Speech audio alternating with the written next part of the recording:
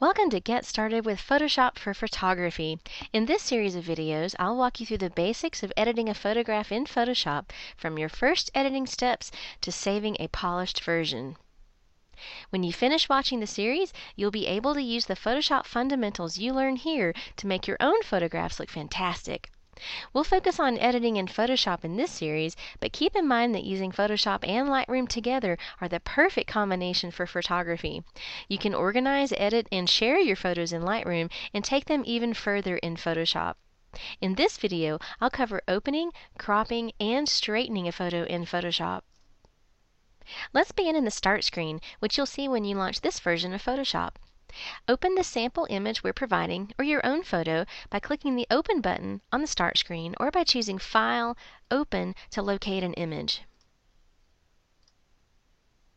When the image opens, activate the Crop tool in the Tools panel, and a resizable crop box immediately surrounds your image. You can drag any corner or any edge to adjust the shape of the box, and you can click and drag within the box to reposition the photo underneath it.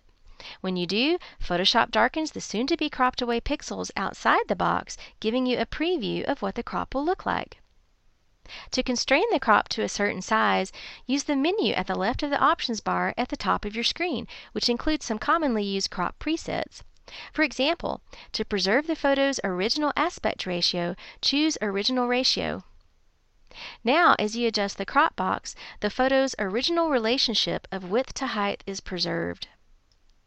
If you want to crop your photo to particular dimensions rather than ratios, you can choose from this section of the menu, which includes options in inches for print and options in pixels for online use.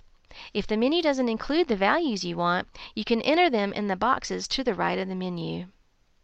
If the image also needs straightening, click the Straighten icon in the options bar, and your cursor turns into a tiny plus sign. Now click and drag to draw a line across an area in the image that really should be straight, such as this boat ramp. When you release your mouse button, Photoshop rotates the image.